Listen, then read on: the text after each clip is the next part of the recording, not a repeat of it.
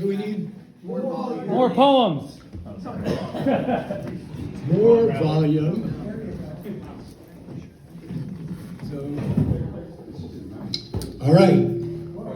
Wow, that's a little too bright. We're starting to be in the right place about right now. Okay. So I think everybody here tonight pretty much knows who we are and what we are and all that kind of. We're a volunteer-run organization. We don't collect dues. We don't know what we're doing, and we like real people poetry. Real people poetry. So we're going to be bringing it on here. I'm supposed to look at how many. 1, 2, 3, 4, 5, 6, 7, 8, 9, 10, 11, 12,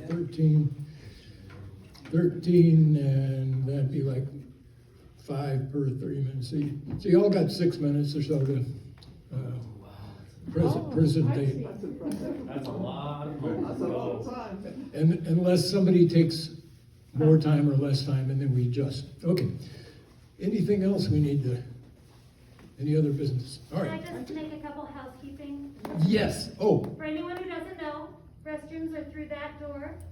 Okay. I'm gonna just stay open, selling drinks if you want anything, but also if you'd like water, there's a dispenser right here and I have cups. Oh, good. So, Thank you. there you go. Thank you.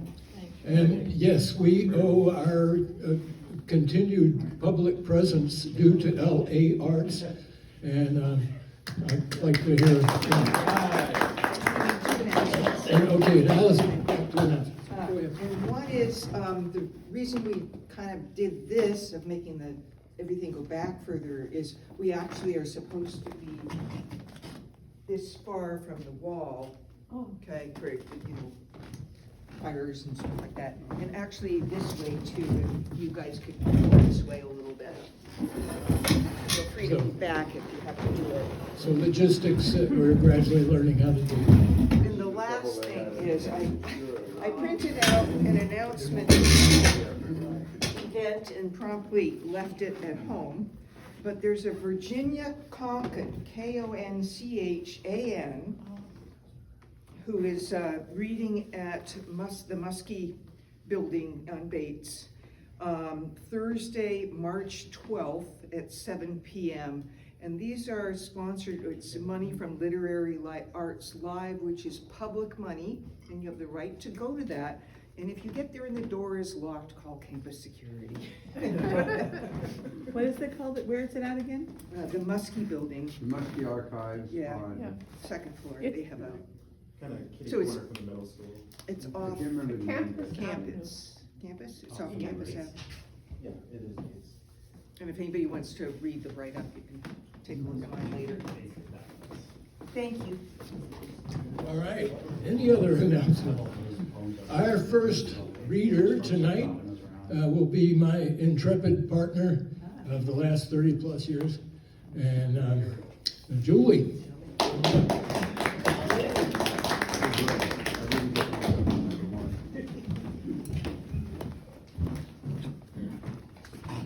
Did sign up as number 2, but no one else, so I gave you all a chance. Okay. This is new, it's entitled, We Need Each Other. The ponies and donkeys needed a home. They no longer fit in where they were, loved but not wanted. I guess I needed something to do, newly released from homeschooling, and needed to make a dream come true. It's now or never, I kept saying. So then I needed a farm dog, the girl of my dreams, to help with my chores and to keep me company. Oh, what a girl she is. She makes me laugh when it seems nothing else can. And now my farm dog needs a farm and animals and jobs to do. And we surely have jobs to do. Twice a day, feed, water, and clean up after 3 equine. They clearly need us twice a day and sometimes in between. We just need each other, and that's how it is.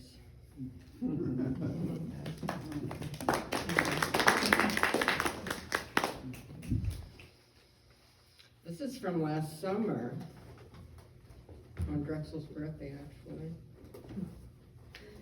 He's waiting for me. He's waiting for me. I can see him looking over into the house, watching for signs of me, signs of hope, that what he wants is coming soon. It's a matter of life and death, he thinks, but he's mostly patient, and keeping his silent and persistent vigil into me, into my house, into my heart and mind. He wills me to come out there with what he wants. He implores me, calls me, drags me, draws me forth to satisfy his hunger, his thirst, his desire for breakfast. Right now, toot sweet 5 minutes ago, hay and pellets, that's what he wants. It's a small ask, I guess. Better go get onto chores before he comes in the house, pushes down the fence. He's waiting for me, boring into my soul.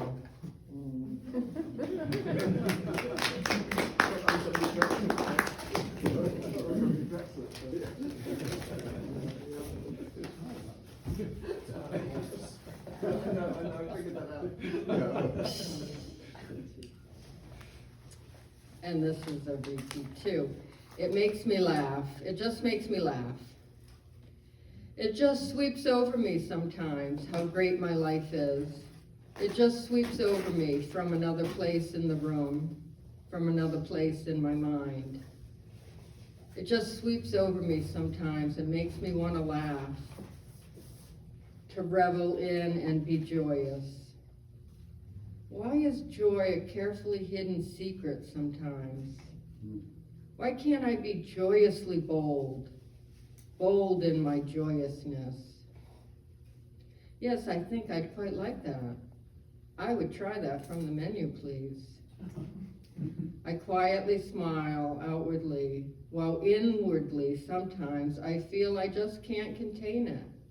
This burst of light, white, yellow, golden, radiating, so massively powerful, definitely all powerful, this vibration of love, joy, peace, and power. Sometimes it just makes me laugh.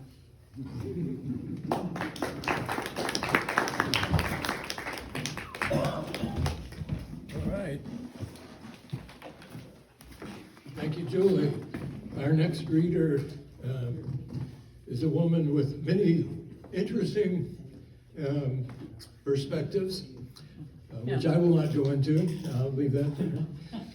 But Teresa.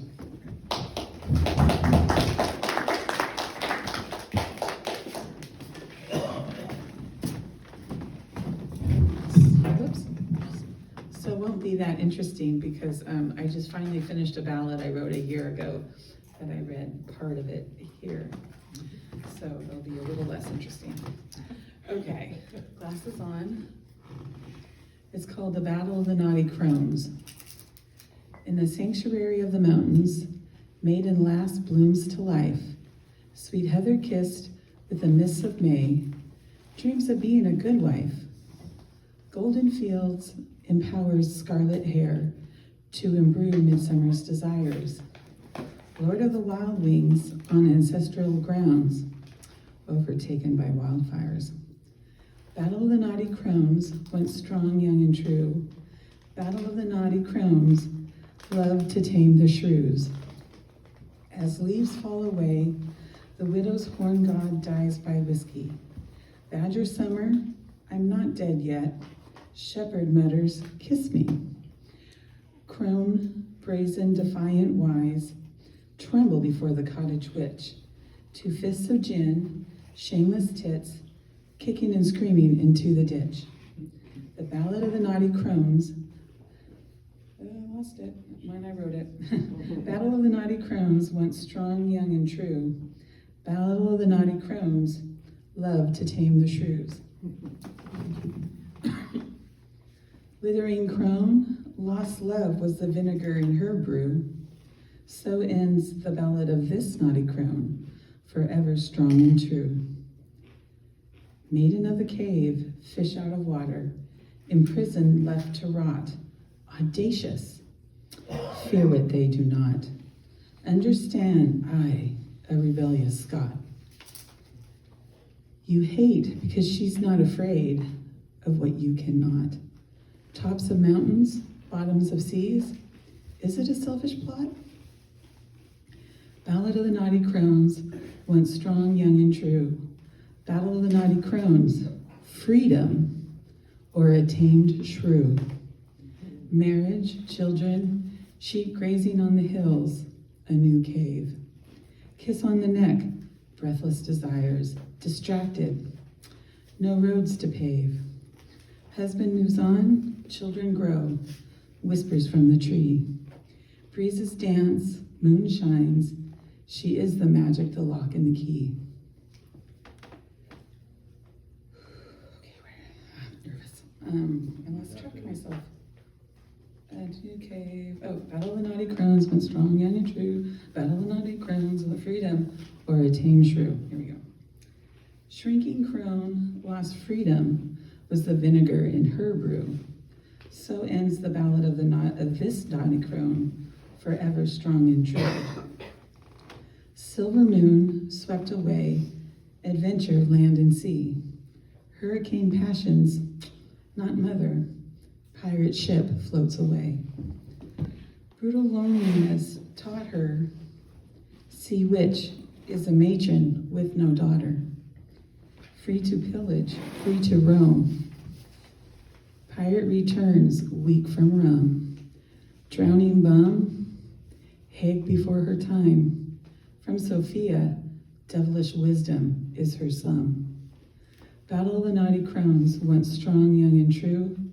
Battle of the naughty crones, knowledge, you won't tame this shrew. Buccaneer, hammock string through the nose. Marine sorceress, floats peaceful cove. Ship mistress, second breath of sea air, expanding with no strove. Battle of the naughty crones, once strong, young, and true. Battle of the naughty crones, knowledge, you won't tame the shrew. Her stories wander to deaf ears, too tired to go to church. Bound to the stake with tide coming in is her final perch. Drowning crone, this wisdom, with wisdom, poisons their brew. So ends the ballad of this crone, forever strong and true. So it took 1 year.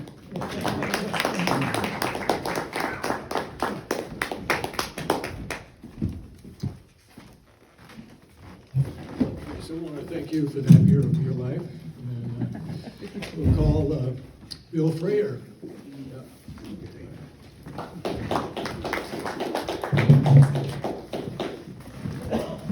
I've been spending all week watching curling.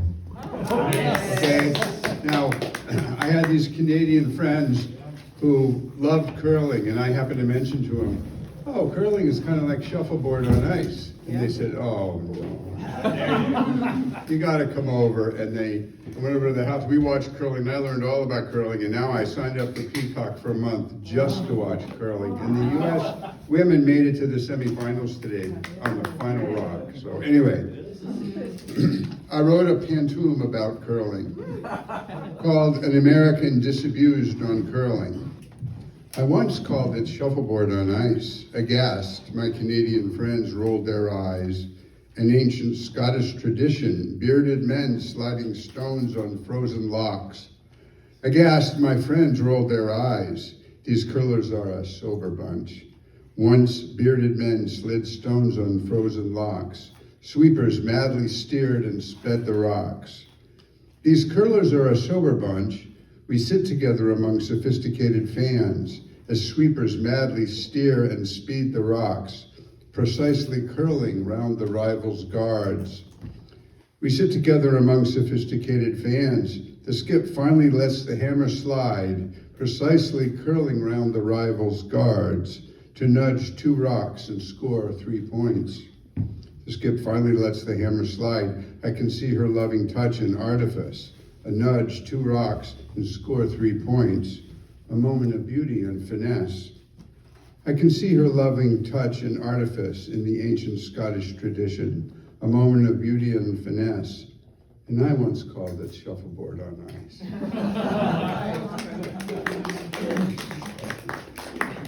Okay, this one is called The Tyranny of Maps. I was reading an article one time, and they just mentioned something about the tyranny of maps, and I thought, oh,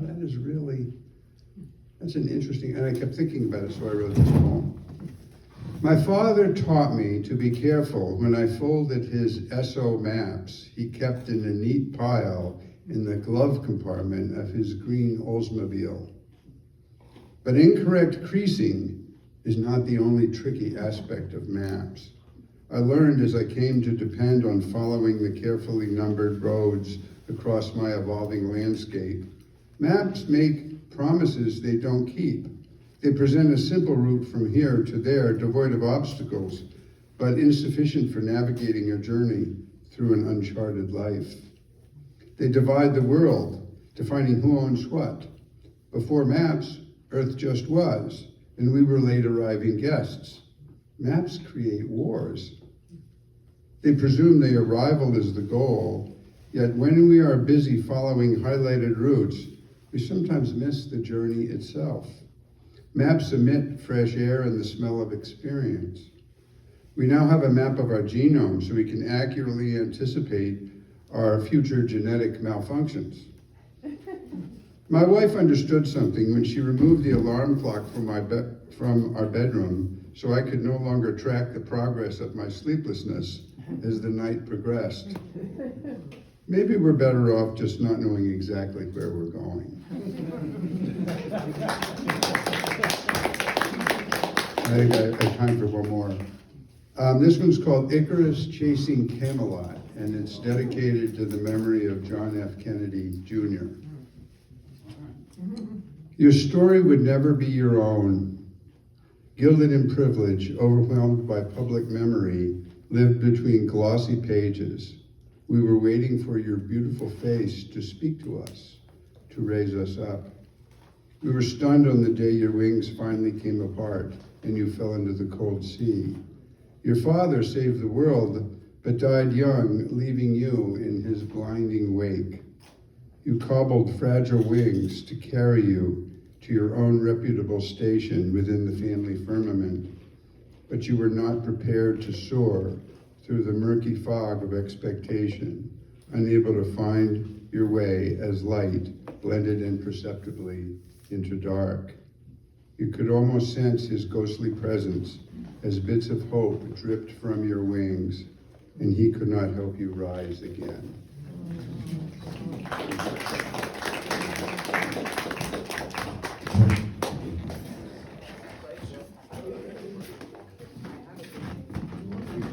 Thank you, Bill. I strongly felt the shame that around the whole curling thing. So that you really conveyed that to me. They're going to play for the silver medal for the first semifinal game tomorrow at 8 o'clock. In case you're interested. The men are already out of it. We now have a fan on our hands. All right. Our next reader is John Governale.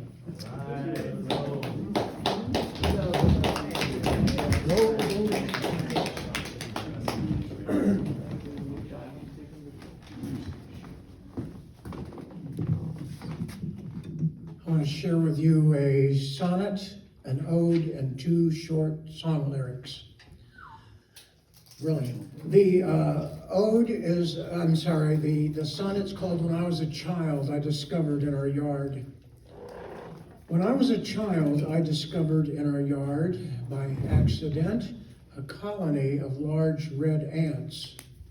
I sat down to play, unaware till flesh was marred, that a host of the minions had boldly invaded my pants. Full well I ran, clothes crawling with unwanted guests, to my mother, who with unaccountable smiles stripped me down and hosed off the offending pests. Revenge became the object of my wiles. With hateful wrath, I bombed the ants with stones. I stomped their nest, their formic acid spilt. I ground into dust what I thought must be their bones. After each attack, the ants rebuilt. It was their resilience that filled me with dismay and made me find a different place to play.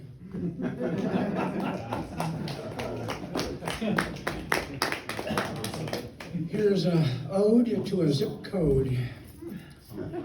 I have no desire to go to zip code 90210, though I'm sure it's loads of fun to watch the girls in Grunion run and take a warm Pacific dip. I prefer a smaller zip. In a quiet state on the North Atlantic, where life and love are not so frantic, where a typical matter of great concern is when will the foliage start to turn, or at a colder time of year, how big a storm is headed here, or in the spring with buds on bough, should my tomatoes be in by now? Let golden people of golden face chase gold and each other all over the place. I myself am more inclined toward the 04 state and state of mind. Right. Thank you, thank you. All right, song lyric, this is called Spelling Bee. I could not spell beautiful, though valiantly I tried. B-U, B-O-U, B-U-O, I nearly died. Everyone was laughing, my humiliation complete. And I thought to myself, as I grimly took my seat, maybe spelling beautiful is not something I can do, but I know it when I see it, and I glanced at Peggy Sue.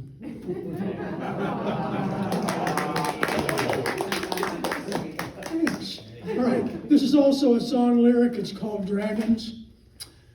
Dragons aren't my favorite folk. They fill the air with fire and smoke. So I don't consider them as bragging when people boast about their dragon. When they rant about its color, I can think of nothing duller. And when they rave of claws and scales, somehow my interest always fails. Talk of how they breathe and burn always makes my stomach turn, especially when the talk is flowered with names of knights their drags devoured. Dragons aren't my favorite folk, they fill the air with fire and smoke. Though dragons are to me perverse, I find their owners twice as worse. Thanks.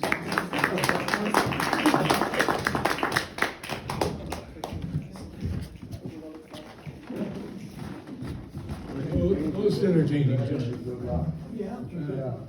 Our next one is Jenny. Jenny Dowdy.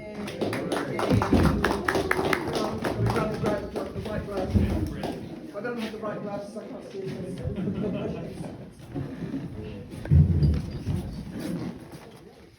Okay, well, we've gone from dragon to me bragging.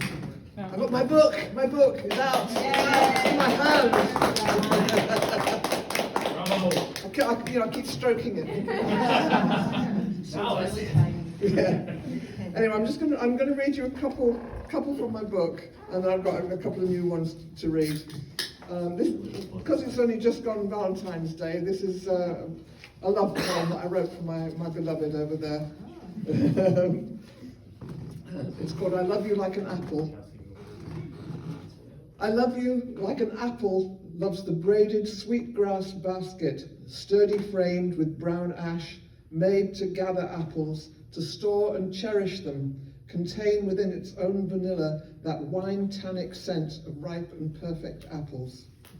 I love you the way the round basket loves the apple, whose blush green and curved cheek enhances its gold zigzagged with brown, the way sunlight as it brightens and fades uncovers new colours reflecting from one to other.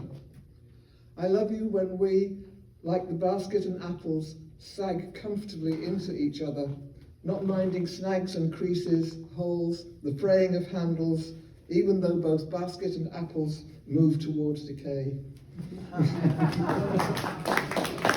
And this is the last poem in the book, which is called The Last Picture Show. I saw the aurora flare in the northern sky, electric green curtain pulled back for the last picture show, stars taking their final bow, falling like credits rolling down the screen too fast to read, like tears down heaven's face when the tragicomic saga ends. And I took your hand and buried my face against your shoulder, wanting only the warm dark of your arms, knowing the love story is all we remember. And if anybody feels inclined, I brought some with me to sell. 14 bucks and it's yours. This is I've got a couple of new ones here. I brought 4, but that's too many. Okay, I'll do a couple of short ones and a longer one. This is called Winter Insomnia. This is a very new one, actually. It may not be finished yet, but I might tweak it yet. I might add to it. Silence of snow outside until headlights flicker over the ceiling and the midnight plough scrapes the street and fades, until the distant grate of a freight train climbing a gradient, until the quiet breath of my love sounds like water circling after a flood, although the drain of anxiety has no outlet. Another very short one, thank you, called Moose. The moose loomed through morning mist. His great plated antlers held up the sky, and small eye stood held by the myth of him, his feet in the black brook, the musk of rot on him, until he bent that huge head and drank, then lifted his muzzle till the clear drops ran down as if he brought the rain. And this one came from a news article that I read that happened in England.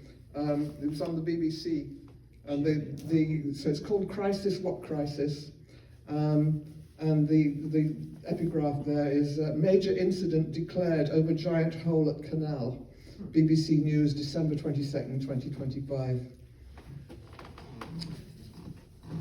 The tale told was of a sinkhole opened, unsuspected chasm under the waterway, maybe one of those lacunae the earth keeps to herself, and water roared down, leaving narrowboats marooned in mud or teetering on the edge of a hole. There were even pictures. The story stuck a while. Events out of the blue are never the fault of anyone who can evade blame. It wasn't like that, of course. Nobody died. They woke to tilting, crashing, ropes tightening, and sensibly got out. After 2 centuries, the embankment failed. The canal emptied. Inspectors said there'd been no cause for concern before. I guess that's what happens when humans look away from consequences we should see coming. Decay, collapse, arrive inexorably. See also our warming world, the slowly rising seas, though how we get out isn't clear. Thank you. You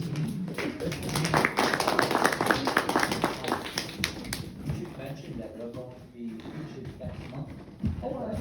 Yes, I'm a featured reader at Winthrop Library on March the 7th. Yeah. Wonderful.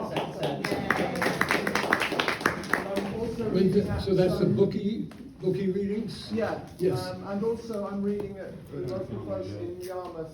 And, oh gosh, it's early in May. Sometime like the first Saturday in May, I think. So the Winthrop is at the Bailey Library. Yeah, It's the at Bailey 1 Library. o'clock on Yeah. Saturday, second Saturday. Yeah. And the local buzz is on once a month in Yarmouth, and they always pair a poet and a prose reader. So, and if anybody, local library, they can pester to have me come and read there, that would be fine by me.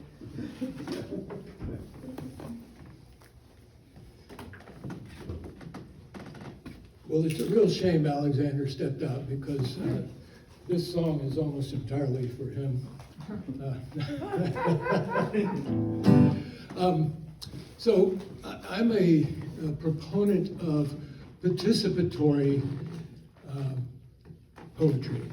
Participatory poetry. So, which means I want you to sing along with me on certain parts. So there's a couple of places on this. One of the places the song goes, possibility, except it also does it on a higher spot. Yeah. All right. There are details when you add instruments here. Okay.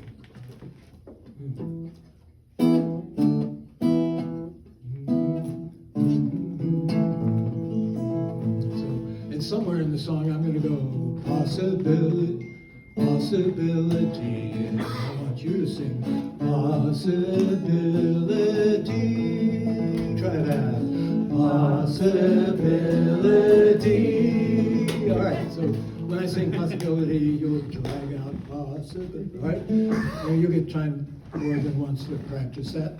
And then the other part goes, traveling with my dog, traveling with my dog, traveling with my dog. Try that. Traveling with my dog, traveling with my dog. Again. Traveling with my dog, traveling with my dog. All right, so you'll get chances to do that too. If I had a dog and my dog had a flea, and his flea had a circus, then I could be a trapeze artist swinging in the breeze in the circus of a flea who happened to be. Here's your part. Traveling with my dog, traveling with my dog, traveling with my dog, traveling with my dog. If there's a word I like to say, if there's a game I like to play, if there's a world of dreams and art, if there's a place dear to my heart, and we could be a synchronicity, an ecology, choreography, with it we could explore the world of possibility, possibility. My name's Lou, with my bike I tow a trailer for my dog Aho. Side by side we climb the hill, but it's doggy in the trailer for the downhill thrill. I'm traveling with my dog, traveling with my dog, traveling with my dog, traveling with my dog. If all the world could learn to love, would we even need a government to tell us how we ought to be? We can make it up somehow, you see, and we could be a synchronicity, an ecology, choreography, if we could explore the world of possibility, possibility. My name's Katie, with my dog I go anywhere in the ice and snow. With honey out front I like to sing. Look at me now, I'm ski jogging. I'm traveling with my dog, traveling with my dog, traveling with my dog, traveling with my dog. If I could sing and I could dance, I'd like to think I'd take the chance to sing and dance most every day, thinking up words I like to say, like if and synchronicity, ecology, choreography,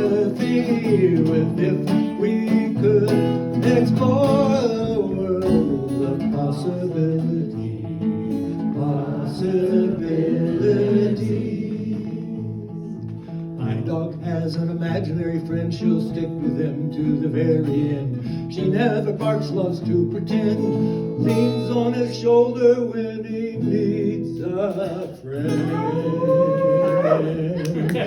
She's traveling with my dog, traveling with my dog, traveling with my dog, traveling with my dog. Once more with feeling, traveling with my dog, traveling with my dog, traveling with my dog.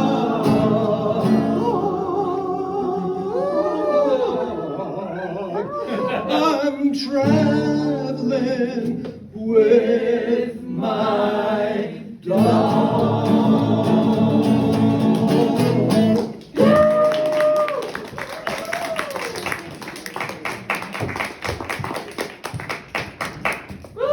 And now to follow that masterpiece, we have Joe. All right, yo!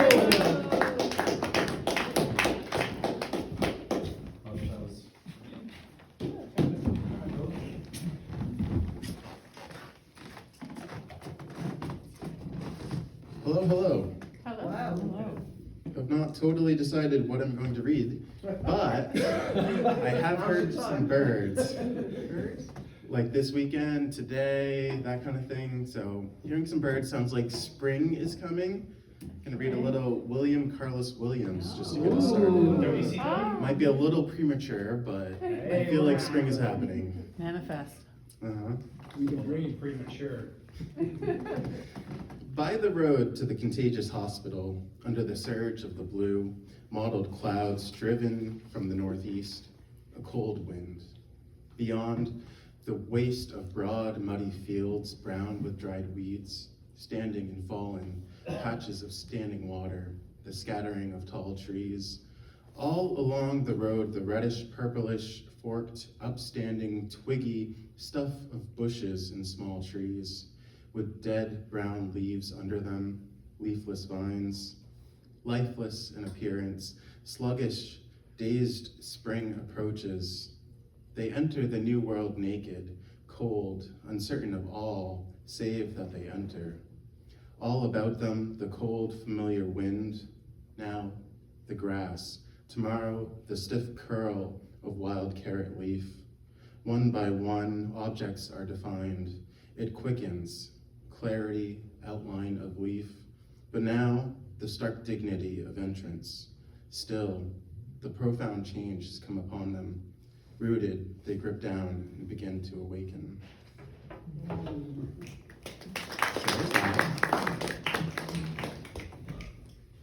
And then I guess I will follow that up with a different poem.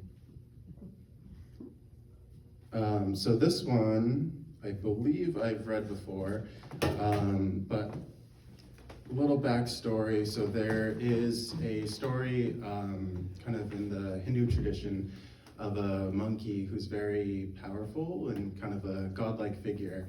And one of the kind of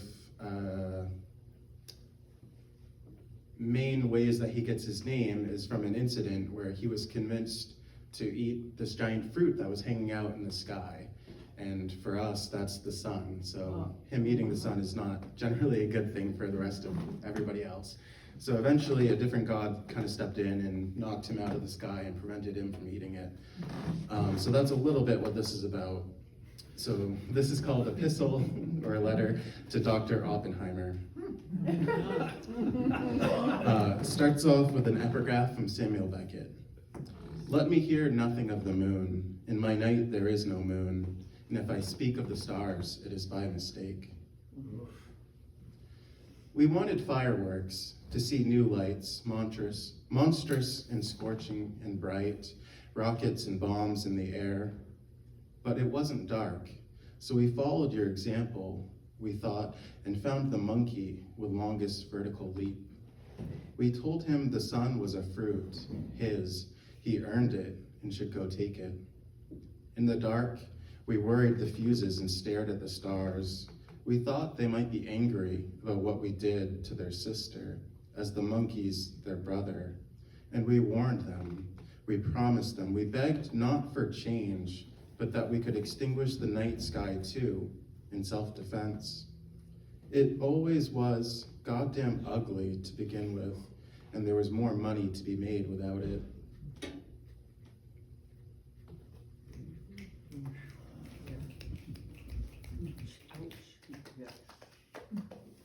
And then I have one more because I'm a religious believer in the 3 and out.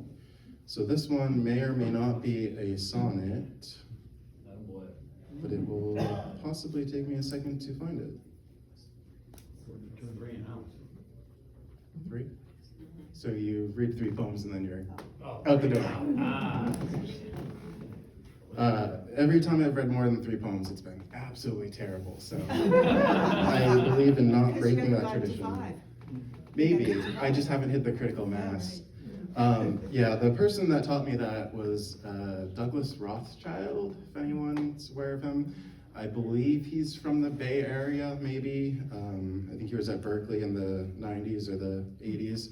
But he was hosting an open mic and some people read a little too long, and he kind of turned to me as a young 22-year-old and was like, no, 3 and out, don't go over that, everybody will hate you.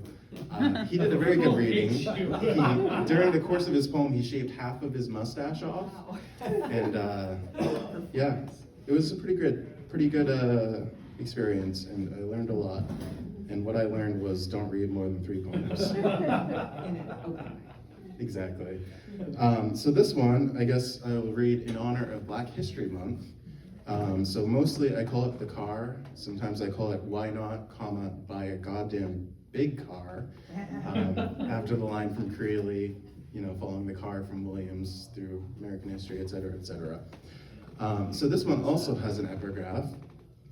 Nevertheless, we sense that we are in control, that things need not be that way. And that's from Richard Delgado and Jean Stefanchik, I believe is how you say that, writing kind of in I think, Columbia Law Review about some of the remedies for hate speech, basically. Mostly, we are in control. We do not pull over and walk a while. We are not chewing our hands to keep them from touching. We do not block each other's view. We do not gasp for what isn't ever going to be coming. No throaty howl of desperation. The heat is not on too high, has not blighted fruit left unplucked in an orchard soft with rot, cannot make me remove this toxic mask. Outside, strange men bow and pass, smiling at women they never married. Dads of a certain age inevitably tell me Muhammad Ali fought Sonny Liston there. Men of a different age tell me it was Cassius Clay. They are all still leaves, not yet sure the time for mere deliberate speed has run out. On a windy day, holding to the tree, half remembering people who just might need to, ought to. Thank you.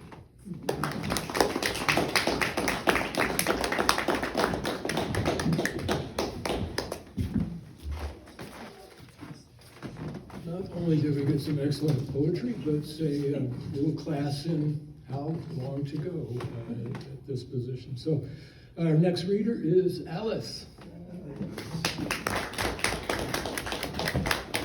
Should you be listed as a triumvirate? They all got signed up at the same time. Okay. Yes. Okay, yeah, we have Alice, Nancy, All my handwriting. and Sarah are the next 3. They all signed up. Can you build me in time for public service announcements at some point? I'll meet that. We're gonna have time at the end.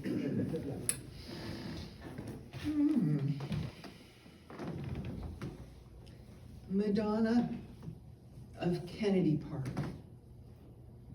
Snow streams down in fronds, attracted to the halo of dark silk, a dome that hovers over the round, ripe sheen of black that molds the lap of a wide woman settled on a bus stop bench, one hand raised in benediction, curved around the silver stem of her umbrella.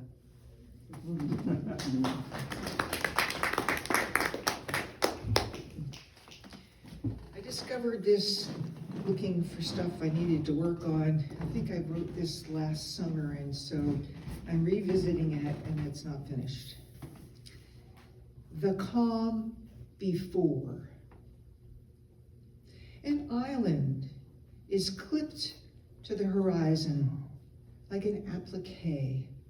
Sailboats dawdle away from the sinking sun, many motor bare-masted, like white half notes, reading themselves right to left. Melancholy drowses all. No spark flames the damp paper. No, not even anger flickers a snapped whip. A cormorant glides, beats, glides in the thin air. Distant spruce dip up into yellow smog, haze from wildfires 1,000 miles northwest. Cormorant returns, an ink blot.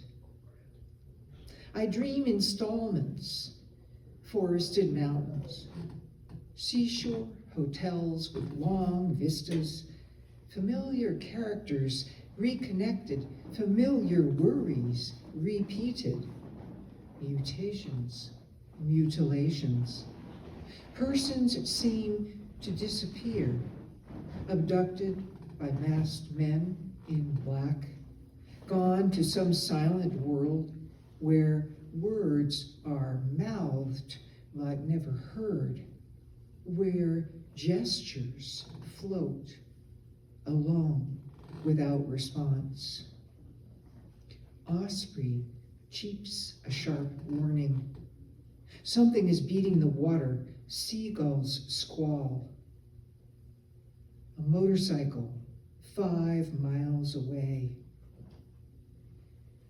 I read the paper, wonder when the old like me will be classed as trash like the rest. I'm calm, we're calm. From which direction will come the storm?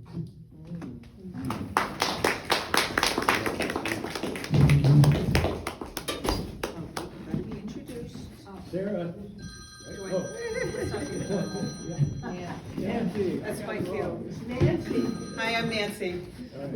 So I'm in a workshop with, or online group with both Alice and Sarah and others, and it's called the Lewiston Auburn Minot Poetry Group, but I'm the outlier thing. I'm Lyman, Maine. So I drove a little bit to get here because it's a fun place to be. You're the L. Yeah, okay, I'm the L. The Lewiston Lyman. Yeah. So, not to be outdone, Bill, because you did a Icarus poem, I have one too. And I wasn't gonna read it, but they told me I had to read it, so we just workshopped it. So, here's mine. Icarus reimagined, and there's a quote. You may write me down in history with your bitter, twisted lies. You may trod me in the very dirt, but still like dust I'll rise. Maya Angelou. Still I rise. Icarus reimagined. When I see us, brother, I think of Icarus flying. Only flying, not the fall. Forget false promises of escape. No prize is won by running away. The echo of Father's voice telling us we must learn to fly, but not too low and definitely not too high. We were raised to live like the white bread we ate, perpetually soft, safe from spoilage. His generation, keen on how bleached, milled flour removes coarseness, the grain refined, but flavor lost. Father meant well, but considered Daedalus, designer of the labyrinth where the Minotaur lay in wait. In times of war, sacrifices are made. the suckling leech of bloodlust fed. Don't all countries send their young to war? Minos exacted payment for the sins of Athenian fathers. Still, Daedalus provided Ariadne means to escape the maze, a simple ball of string, despite having his own son to shelter from the retribution of the king. With Ariadne's cleverness, Theseus braved the tunneled trap, killed the Minotaur, and escaped, thwarting the king's savage pleasure. Thus the human tribute ended, but enraged Minos imprisoned Daedalus and Icarus, sealing them to rot in the cold stone tower. Brother, let us throw ourselves from a tower wearing a flimsy set of wings. Is it not better to fly than fade in shadows, concealed forever from the sun? The thing is, better we act with courage, even if, as some will name it, hubris. In our version, we ride the tornado when we leap. We rise with the heat, candles on our shoulders, lit wicks for heels. We aim for nothing less than tipping our spears in the sun. We leave contrails of feathers in our wake, gather mouthfuls of fish bones. Brother, it's still flying until the moment we hit. Even if the splash is all we have, think ripples, concentric, spreading. In the retelling, we are falling stars. And because it's still February, famished. Dusk drops a gray wet towel. It's February in Maine, and frost caskets the ground in frozen stasis. Deer came as we slept, coat racks wearing hides, to chisel the globe arborvitae into ragged spires. Spatter dirt where hooves scrape the snow, then leave fog's noiseless erasure. Wind's concertina wire rasps flesh, entangles tree limbs and power lines. Inside, strike a match, light the pilot. Propane's blue flare tamps darkness the way your touch banishes a whimper during a nightmare, and shuts the door where hunger gnashes its teeth. We reach out as if we could hold fire's hibiscus in our palms. For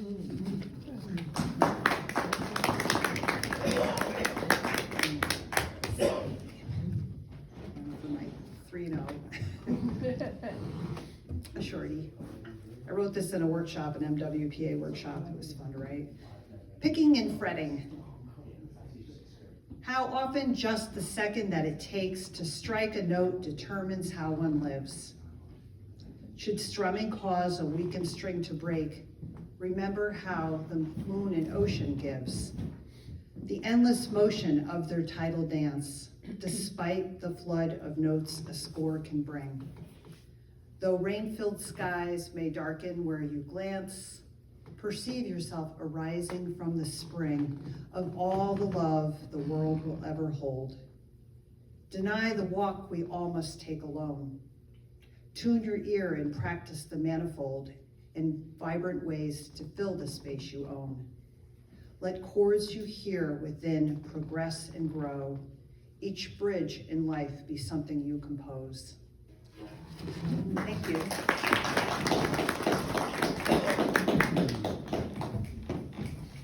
Sarah's getting up. Yeah. All right. Nancy, Sarah. Okay. Sarah.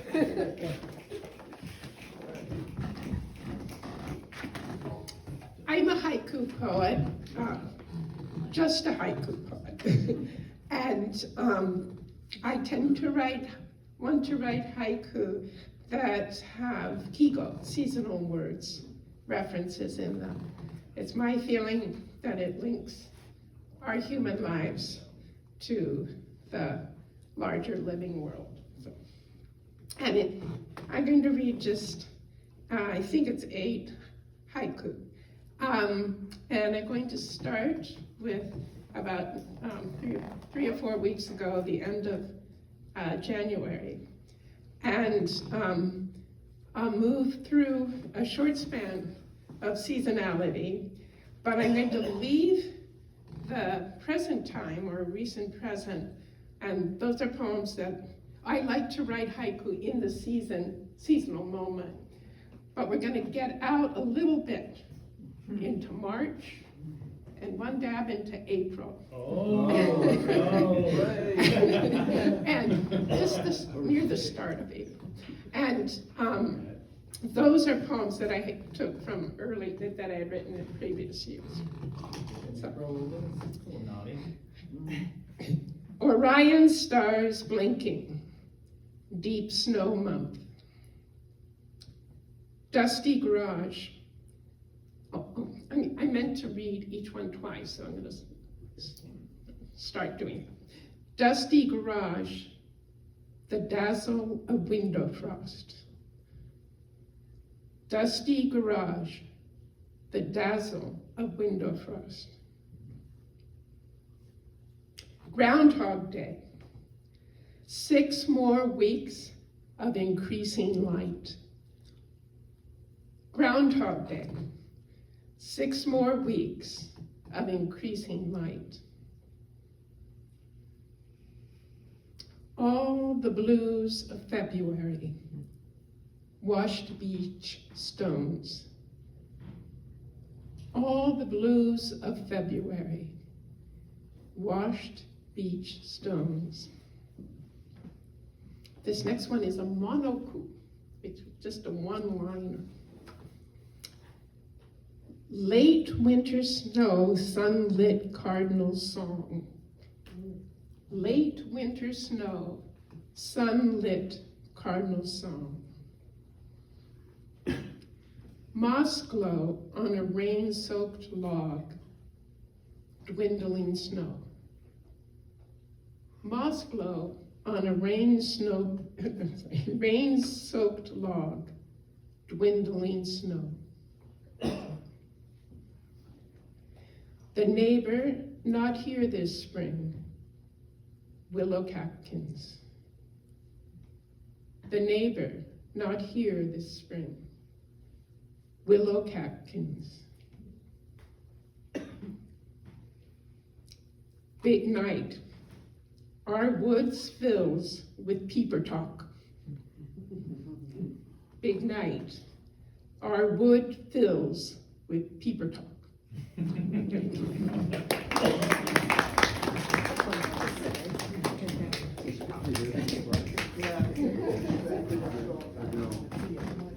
right.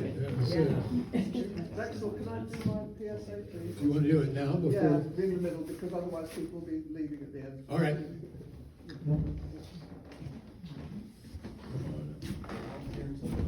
Oh, round 2. No, I'm not reading anything. This is a public service announcement in my capacity as president of the Maine Poets Society.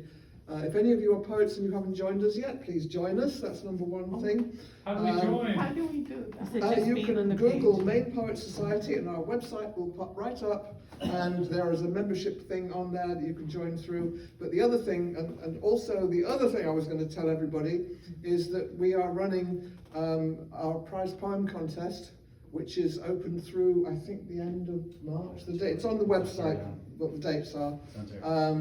And it costs you, if you've ever had a poem published anywhere, you can enter the contest for previously published poets, and it'll cost you $6 per poem.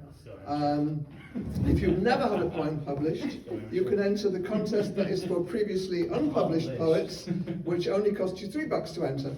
But it's a $150 prize for the previously published one, and a $75 prize for the previously unpublished one. Yes? Question, yes. Who does the Maine Public Society view as Maine's greatest poet? Me, of course. No, absolutely not. We don't have one. We respect all poets of all abilities, and that is one of the whole points of us, is that we have a really huge spread of people who are. We really have a huge spread of people who are quite new to writing poetry and they don't want to get into it more, and people who are quite experienced. So It's in the way, of course. Thank you! Yes. Oh well, yeah. All right. The finest sonnets ever written. Well, you should read some Wes McNair, you should read some Stuart Kestenbaum, you should read some Betsy Shaw. McNair moved here. Yeah. But seriously, look on the Maine Poets Society website. If you want to join us, you'd be very welcome. And if you want to enter a poem, you don't have to be a member. It's for anybody who lives in Maine, anybody with a Maine address. It's quite cheap to enter, and you'll see all the details on the website. And about 4 times Also, a year, this is there our- are free workshops during the meetings. Oh yeah, we do workshops during the meetings. No. And in fact, I'm running a workshop tomorrow. Not tomorrow, Saturday. What's the cost for membership? It's $22 a year membership. We're not expensive. We keep it cheap. Do all graphics feature historically accurate writing improvements? Unfortunately, that is the logo we are now trying to redesign because we think it's a bit crap as well.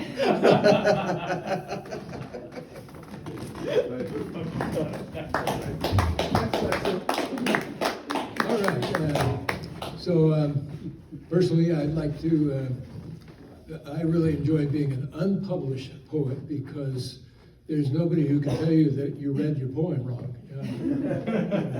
You can just keep rewriting it over and over again. So our next contestant, I almost said with her announcement there, but our next contestant is John.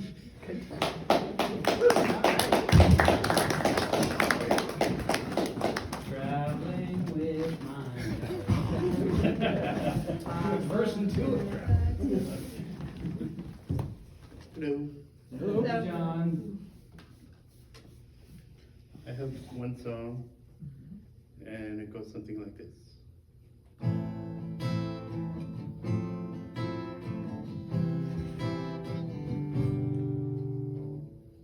I deliberately deliberate, it's kind of a storm in me.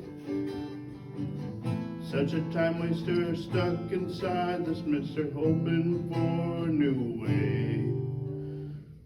Sometimes the reasons for are the answers are far. And so your mind does hesitate when it could be wrong. All along this mighty river of thoughts we come upon, take away currents and a feeling of sinking like a rock.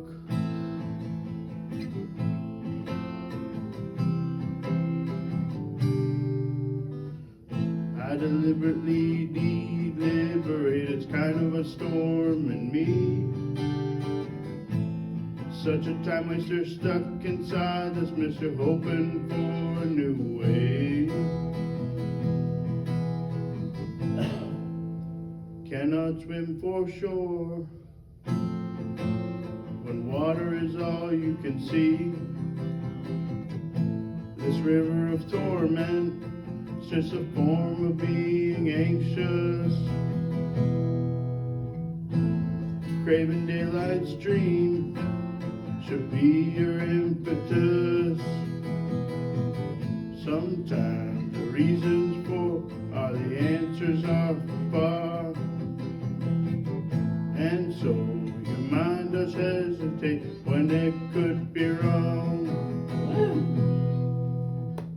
I deliberately deliberate, it's kind of a storm in me.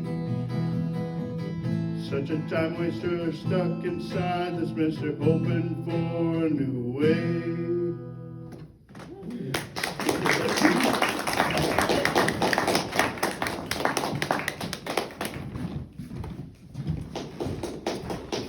All right, thank you, John. Our Wayne Bryant. Right, Wayne, here we go.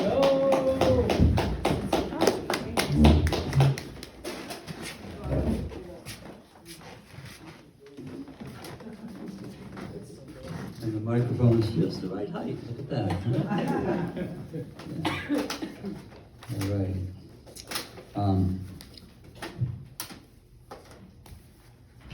First, I want to congratulate Nancy on her new book. It was just come out, and it is unfolding.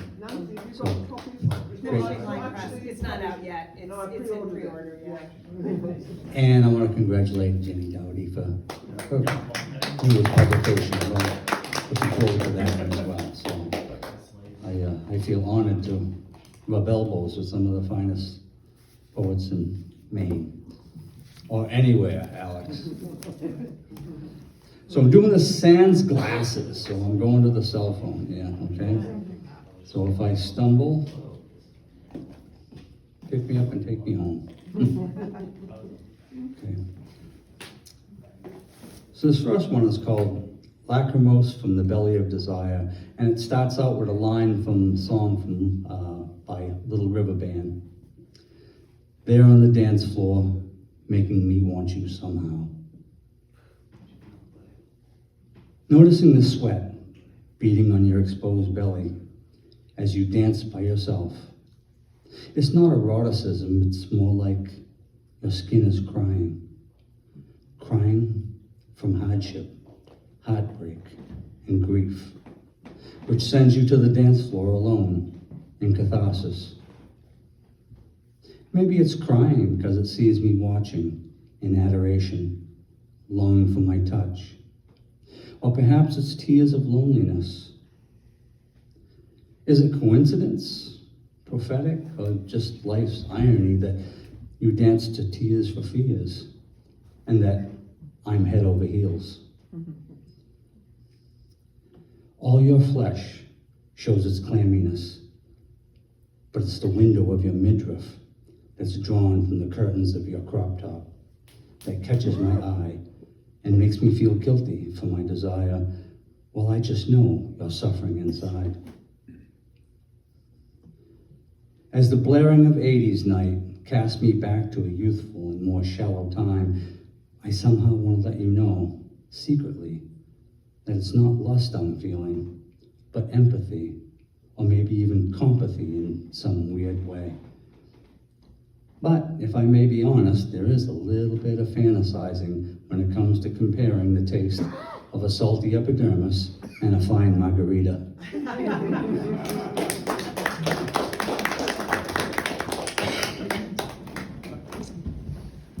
And this next one's a little more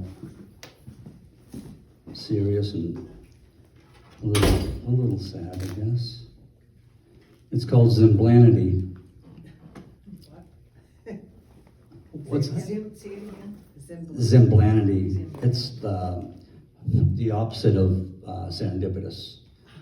So serendipitous, you would find something fortunate. You would happenstance. Zemblanity, you would come home and hear that your aunt died. Or, something unfortunate that you happened onto. But so there's going to be a quiz afterwards. So. Zemblanity. Clothes, old and filthy, cling to his little dog. The dog was shaking, either from the cold or me. In the rearview mirror, I saw him kiss his dog's head. Something called me, not by name, but sharper. I wept in the cold sun.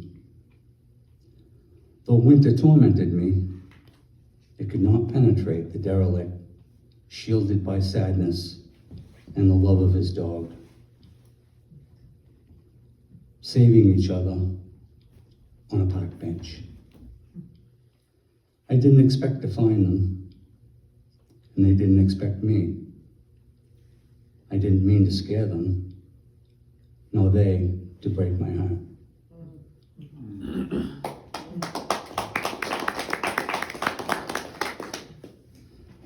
Little backstory, I work for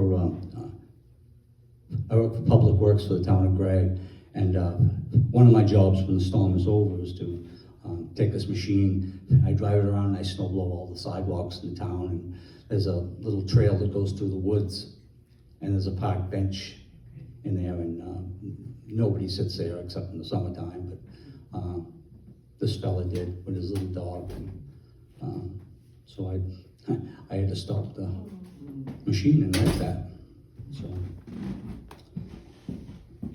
So this one here, and I'm horrible at picking titles, so if this one ever goes to any publication, the title will probably change several times. Our Time, Our Summer.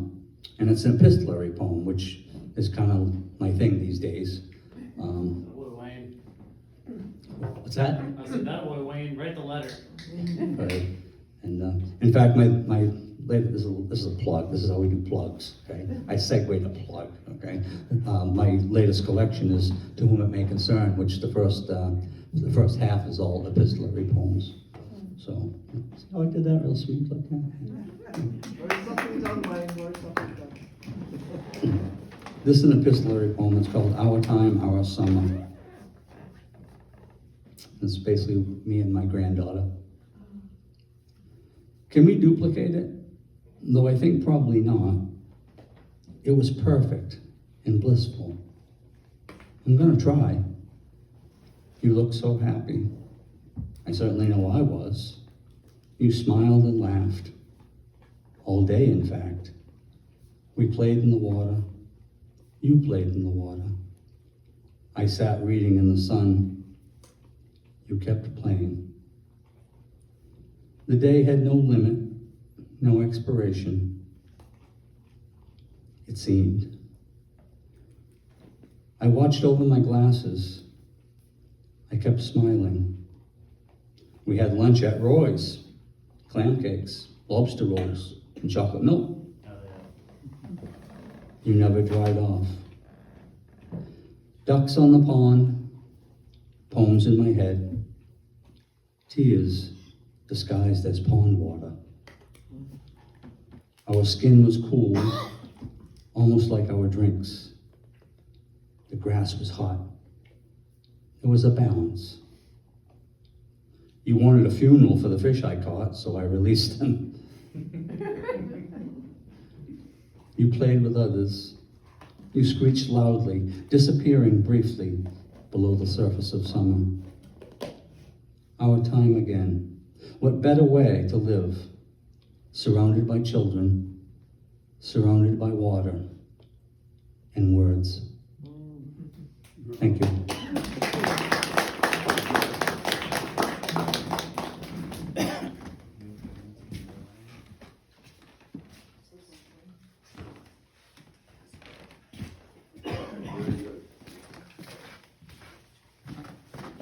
All right, we're down to our last person, and he has 15 minutes, but I guess we shouldn't have told him that. But anyway, 7:45. Alexander. All right, let's fuck it up.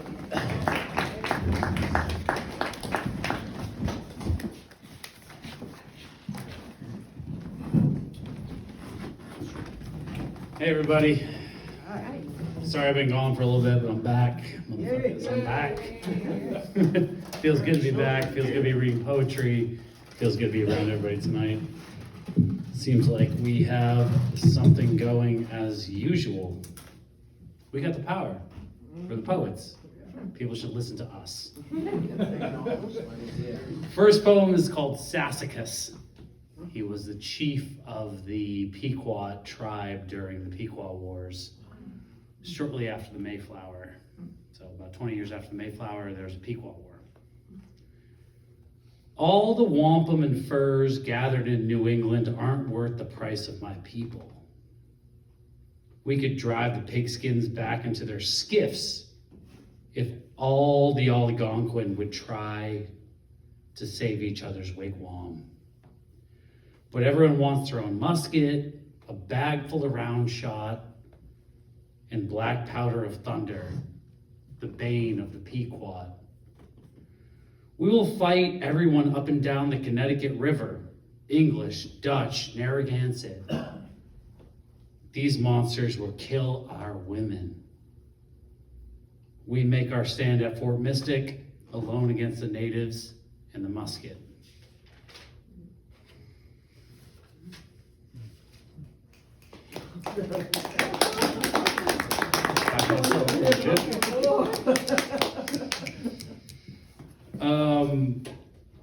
Sometimes poems go back to like October, sometimes they go back to the previous October, and sometimes they go back to the first October. I found myself writing this one last October, I guess. But I don't know. I'll probably skip that poem anyways, so. Next one's called Free Ride. All I see is tired horses in the snow. That's all I see. Ridden into places they never wanted to go. Somewhere in that woods are the ghosts of nitmucks and the cinders of burnt out barns. Even my cat can see the dead women wandering around the black marble place next to the living room. I am consumed with comments and stories, many falling into the cracked grout between my tiled floor. How many more days will I not feel grace in any way? Because I make no place for it to envelop me. I am blind to the animal mysteries. Even the way I love becomes synthetic.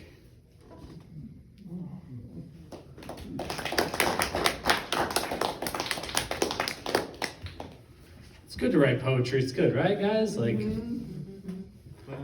what's tough though is I've been here for a little while, and you write at home. Writing alone for a few months will make you a little different, right? Because you're like, is anybody going to hear this? Is this just me? And then I thought of an old moment at a beachside house. There we all were, Amos's beachside house on Louds Island, watching the tide fall away from us as we ate roast beef sandwiches on the deck. Slowly, like hose water drying on the concrete in July, the water seemed to vanish.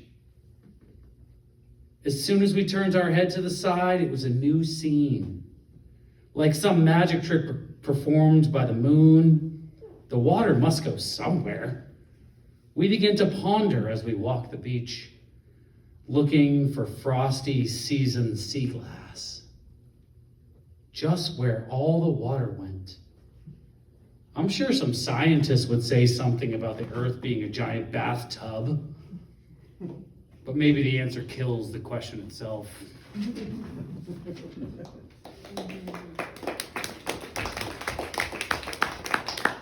All right, back to October.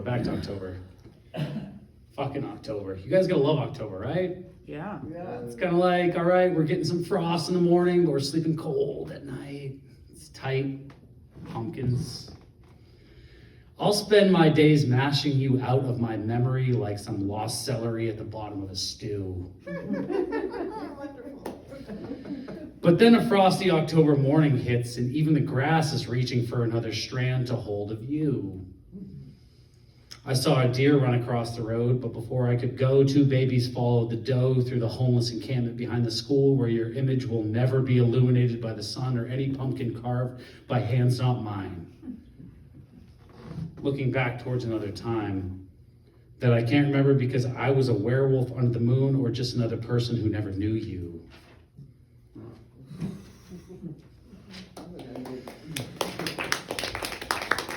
I feel like one or two more, we'll see it, who knows? Fucking stay up here forever if you guys let me.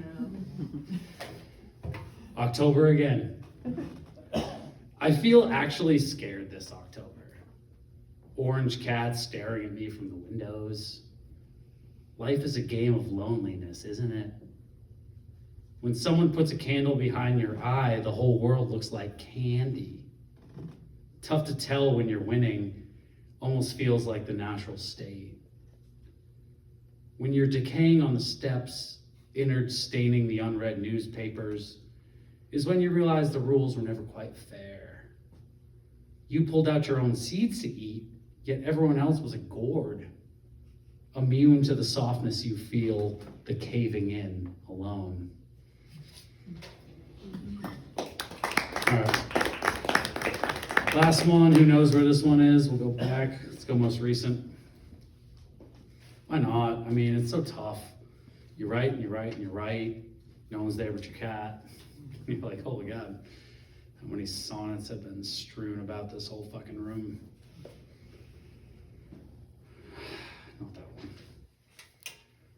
The least among you shall be the greatest. There I was, red-faced, slamming the desk, telling another student to mind their own business, asking myself why in all the world of creation I would subject myself to this. By my own volition, day after day, for meager pay, opening up the trash bags of Lewiston to find kids discarded like old vegetable oil, soiling all the energy I want to protect, sacrificing my sanity to clean up Lewiston's mess.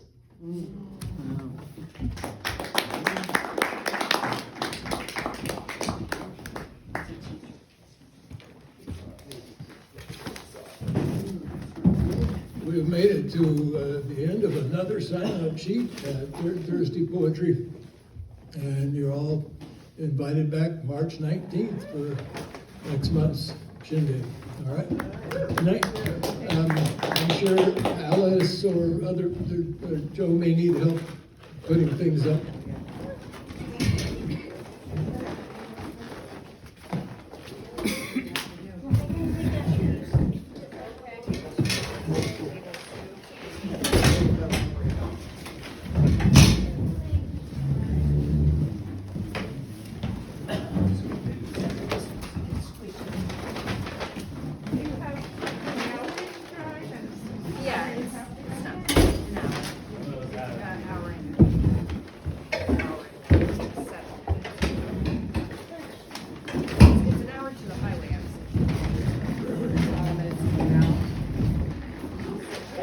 You were awesome. I love your sonnets.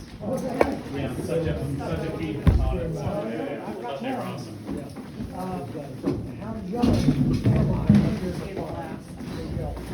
You got books for sale? Books? You got that one?